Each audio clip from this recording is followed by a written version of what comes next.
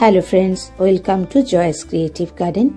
আজ তোমাদের একটা আমার আনন্দের মুহূর্ত শেয়ার করছি। প্লিজ মিনি ব্লগটা প্রথম থেকে শেষ অবধি দেখো, আর যারা এখনো সাবস্ক্রাইব করোনি তারা সাবস্ক্রাইব করো, আর ফেসবুক পেজে জয়ন্তী মুখার্জির পেজটাও ফলো করো। আজকে কাজের পর মেয়ের আর আমার দুজনের একসাথেই বাড়ি ফেরার কথা ছিল, তাই ওর কথা মতো পৌঁছে গেলাম হাইকোর্টের কাছে। তারপর ও আমাকে নিয়ে চলল ওর পছন্দের একটা চায়ের দোকানে।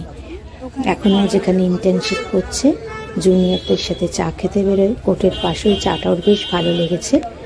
মোটে 15 টাকা নেয় চাটা, কিন্তু আদা দিয়ে ভালো বানায়। তাই ওর ইচ্ছা ছিল আমাকে ওখানে চা খাওয়াবে। এই মুহূর্তটা আমি সত্যি ধরে রাখলাম। ওকে কিন্তু আমরা একটা পয়সাও পকেট মানি দিই না, কোনো মেয়েকেই দিইনি। তো ও যেটুকু জমায় সেখান থেকে আমাকে নিজে চার বিস্কুট খাওয়াচ্ছে। এটা যে কত বড় আনন্দ! হঠাৎ দেখি ওর বাবা গরম গরম জিলিপি ভাজা হচ্ছে। লোভ সামলাতে পারলাম না, ওকে বললাম খাবি? ও বললো খাবো না। আর আমি বললাম তাহলে আমি খাবো। বললো ঠিক আছে, নিয়ে নাও। ও কিনে দিল। এটা যে আমার সারা জীবনের মুহূর্ত। এর আগে আমি শেয়ার করেছি, বলেছি তোমাদের যে আমার বড় মেয়ে প্রথম কফি ওর ইউনিভার্সিটি আমাকে খাইয়েছিল, আর ছোটো মেয়ে প্রথম চা খাওয়া। 2019 জানুয়ারি আর 2025 জানুয়ারি সারা জীবন আমার মনে থাকবে।